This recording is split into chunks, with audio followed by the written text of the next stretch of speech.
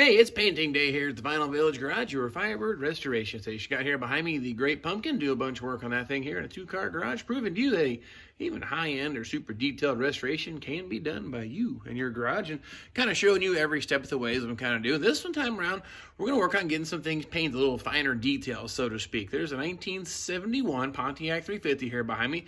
Perfect engine for this car. I found it in a car in my driveway that I didn't really need for that car. I put a 455 back in it, and then I've got this beautiful 350 just recently rebuilt, but I have to reconfigure it to go for a 1968. They had a different timing cover. 1969 was the first year they came with the last design, basically, but I needed to change this over because I had it in a 69 Ligote, GTO, whatever you want to call it. So I had to change that over, new water pump, etc., stuff like that. And we'll also change it to a 4-barrel intake. So that's all squared away, but I want to get that painted. I'm going to use an epoxy primer first on it. I'll show you here on the floor what I got. And then the Eastwood Pontiac metallic blue paint. But nonetheless, we're going to paint back the metallic blue. As you can also see, the Great Pumpkin's longer on its side because I need to get the firewall painted just like the underbody on the previous episode. You didn't see that? Check this out here. Get this thing all painted. And I was a little concerned because it was super glossy when it dried. Came back the next day, still pretty shiny. Finally, 4 or 5 days later, it actually finally dried, a little slow, but it has a beautiful satin finish, and it's actually very dry and feels pretty durable to the touch. So I'll show you that stuff down here too. So I'll show you all three paints. The epoxy primer I plan to use, the Pontiac metallic blue, and then the chassis black satin paint that I got from Summit Racing. Not a bad deal, and it covers phenomenally, so I really like this stuff. So nonetheless, let's check this thing out here, show what we got planned. So like I said, this is a 1971 Pontiac 350. It used to reside there in the Project Ligote. Has a 455 back under the hood now. So this was the engine that was in it. I picked it up years ago on a really good price, and kind of find out when I tore it down, it was just rebuilt. There's actually a stamp somewhere on the head that says the date. Now, of course, this says, 92, but the wear on the engine, cylinder walls, etc. tells me that it wasn't ran at all. So super low hour engine, so fantastic, doesn't leak. I've already test run it, test fired, broke it in.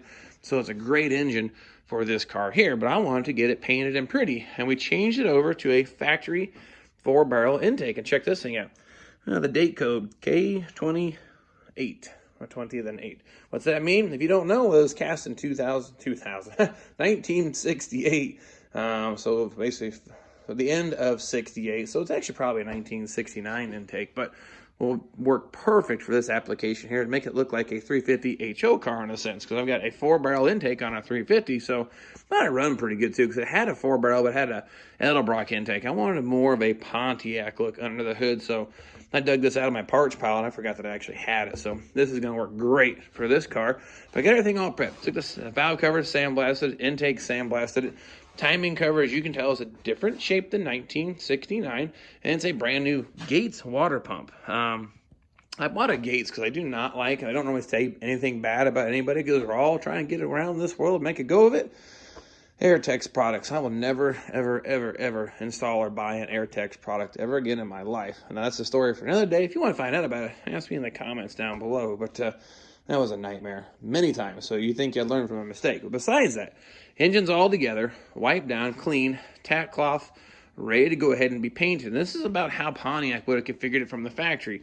Balancer, water pump, thermos housing, intake, valve covers. Of course, you got an oil filter adapter. Everything is all assembled on the engine, then painted as an assembly. Now, I put some old spark plugs. These are Autolite spark plugs in the holes. Perfect for masking, because I can't imagine running Autolite spark plugs in my old Pontiac. But anyway, that's all ready to be painted. I'm going to hit it first. I'll show you here with an epoxy primer. Now, this is stuff that I buy from our local parts store. And this is your activator. And then this is the actual paint, 6131. It's a mixed 1-to-1 mix. And if you're using it for a sealer, you put a little acetone in it. But I have bare metal showing on some of this. So I'm going to go ahead and leave it full strength and paint the whole thing. And then what I go on top of next is this right here. This is Eastwood brand. It is I call it ceramic engine paint. But here's your part number and stuff here. This is super close to the original color. Covers great and works really nice. You don't have to use this. It'll dry on its own, but it goes a whole lot quicker. And I think it dries a little bit shinier, a little glossier when you use this too. So you mix that 4-to-1. So 4 parts this, 1 part of this. And that's what I'm going to put on top of the epoxy primer. And then on the firewall, I'll use the same paint that I used here for the underbody. This was that Summit Racing. Oh, I'll get you a part number here if I can get you in here. And I'll show you the results of that when it's all done. Hopefully get the car flipped back up here before the end of the night. We'll see how it goes. But my goal is get the engine painted and the firewall painted today. So first things first, let's get this mixed up and put on the engine. Well, I guess here goes nothing. I don't know if there's really any good way to start or finish, but go ahead and kind of blow the whole thing down. First step, you blow it there.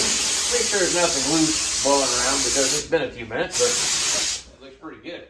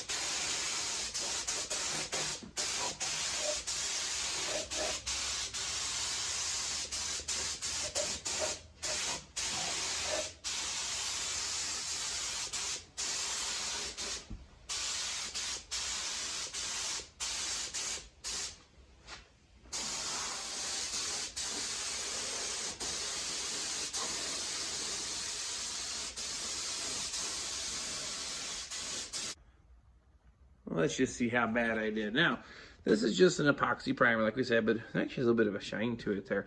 It'll flash off here. I'll give it probably 30 or 40 minutes or so.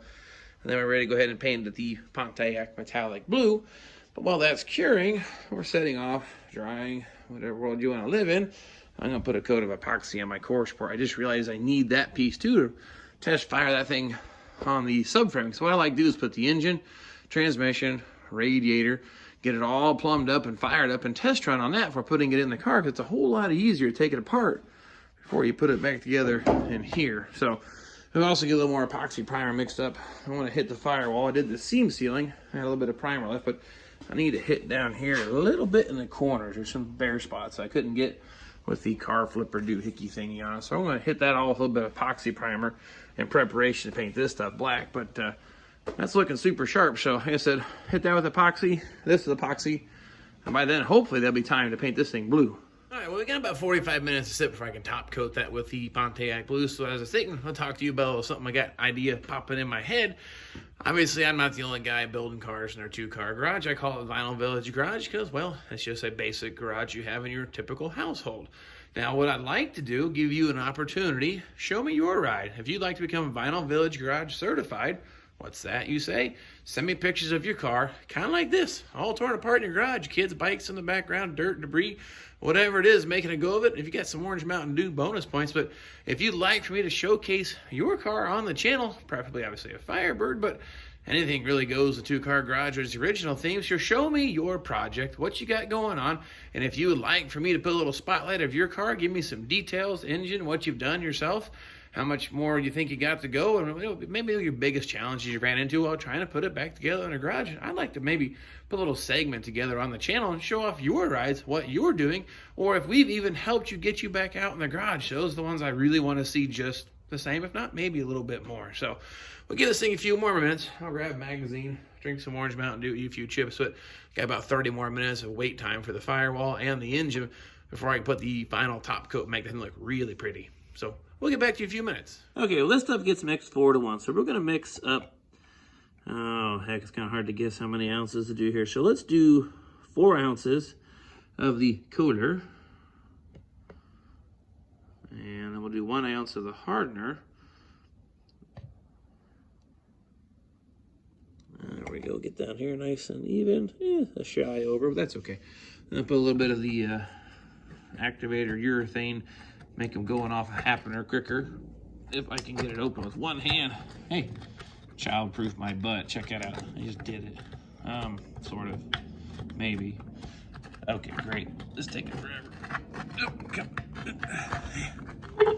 All right, cool.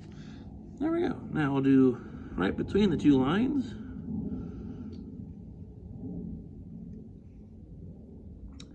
Because unfortunately, it doesn't give you the breakdown of that. Now, we'll just mix it up real good, strain it, put it in the gun, and turn this thing blue. Okay, as for painting this final coat, now the primer is a great practice. Get a feel for what needs to go where and how it's going to look. Now the thing I know about Pontiac, these exhaust ports on the heads, no matter what I have done, the paint falls off. I don't know any better secret tips or tricks besides keep the paint thin. Not a whole lot because it's going to burn off anyway, but if you guys have any tricks or tips out there, keep a Pontiac engine paint on the heads, hey, let us all know. I'd really like to know the secret if there is one, or it may just be a lost cause. But that stuff seems to be pretty durable, especially with the high heat, but it still ends up burning off at some point. But I will probably start at the bottom. Being a gravity feed gun, it works great holding it this way and horizontal, but upside down, especially with not a whole lot of paint, it doesn't do a great job. So I'll probably start with painting the oil pan, hit the behind the balancer, and work my way up top of this engine. If I need to mix up some more paint, I will. I just don't like using a whole lot of it. Not that it's expensive, I just don't like wasting material if I don't have to. So now we'll go ahead and get this thing painted, turn this thing blue.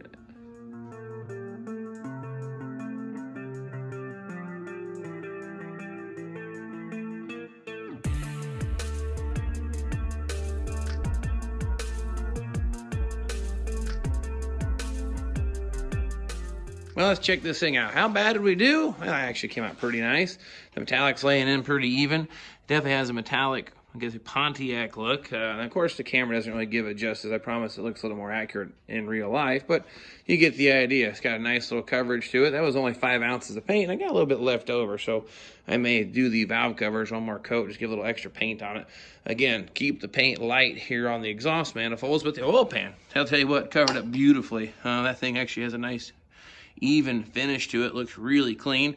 One of the things I really like about Pontiacs, okay, so this is kind of how they assemble the engine. You put the balancer pulley on, that little blue ring sticks through the front, looks really cool with that, a detail that it was taken apart to be painted. So I'll tell you, it's looking pretty good. I like the coverage. So this is gonna look super sharp under the hood, really good under the hood. That kind of rhymes, I like that. But I'd say that's all squared away and done. Next thing, get the paint gun cleaned out. We'll get the firewall painted black, and I'm actually done pretty early this evening. Okay, engine's all pretty and clean. Beautiful paint, love it. Paint gun cleaned, ready to go for the next coat.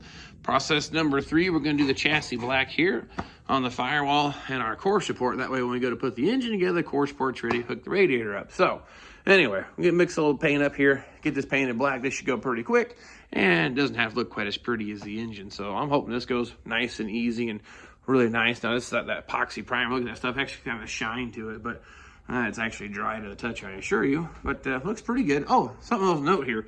Check this out. Here's our VIN number. We talked about this in one of the previous videos. Check for your VIN numbers and document all your builds. Same thing, this one here is right here on the top of the cowling. So you should have 2 stamped in the firewall base of the cowling there and by the blower motor. I've always seen both. I've heard stories sometimes there's only one, but I've never noticed that any car I've ever taken apart, I've always found both of them. So nonetheless, let's get this thing painted so we can get this thing back up in the air and get everything on the underside. I'd say technique on this, again, I probably start at the bottom and work my way up just because of being a gravity feed gun. I got to get out of the bottom there. Not a whole lot of paint in there again. It seemed to work good for the engine, so we'll follow the same technique for here.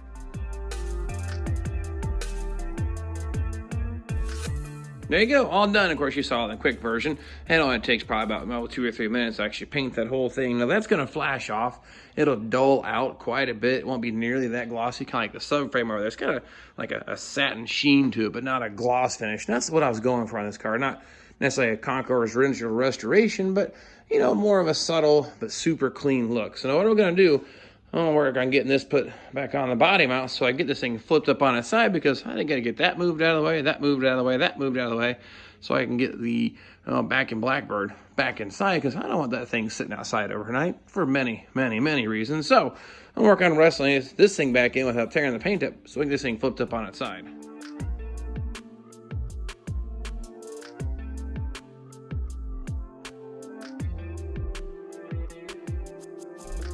Okay, well, now you've seen the car get flipped up on its side. Pretty quick apparatus to install. Made that to do my first car, the Transmarado, a few years back, and I just couldn't see myself throwing it away, and I've actually used it. This is the third time I've used it now, so a super handy tool. Don't have a lot of money invested into it. Bought this cylinder at the old Tractor Supply for like 40 bucks. The rest of it, well, probably about $150 of material before the price of steel went through the sky. Like I was talking about earlier, the underbody, you can see it has like a gloss to it, or a sheen, but it's not super glossy, and I really like the looks of that. But you can still see my sweatshirt in red reflecting, but it's not a high gloss finish, so exactly the look I was going for.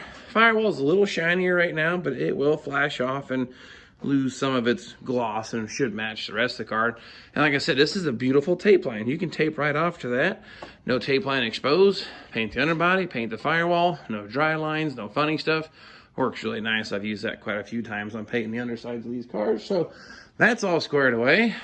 So that all flipped up, I got a place to put the pretty blue engine underneath there. And I get all my other parts tucked up underneath the car there on that side of the garage. The other purpose of building the car flipper doohickey, not only do I get the underside painted, I can now run the brake lines, fuel lines, make everything pretty, but I have more garage space. Part of the thing of a challenge of being in a two-car garage, how do you make the space work? Well, there you go. That's one of those tools. I wish I took more of engineering drawings, but I drew up on graph paper years ago, and I don't have it anymore. But just a little creativity. Maybe, I don't know if you guys can make one at home or come up with your own idea, but I just try to make do with what space I got. So again, if you want to be Vinyl Village Garage certified, send pictures of your car, your garage, what you've done, what you're hoping to do, and what your biggest challenges are. There's an email link on the video description. Check it there. Send me pictures and the story. And of course, acknowledging the fact that if you send it to me, I'm going to use it on YouTube. So that is permission to do that. So of course, don't give me any information you don't want to share. You even give me your nickname. I don't care, whatever you want to do. But appreciate you following me on the journey. Next go around, work on getting the engine, transmission bolted together, put on the subframe, and do the little thing where I assemble it all here, then I roll it under the body. So a lot of steps, a lot of details, get the thing all together and looking super sharp. That's what we're going to do next time around. Of course, it'll probably be a whole lot colder then, but we'll make do. Of course, appreciate you following me on the journey. I'll find me something to eat, and we'll catch you guys next time.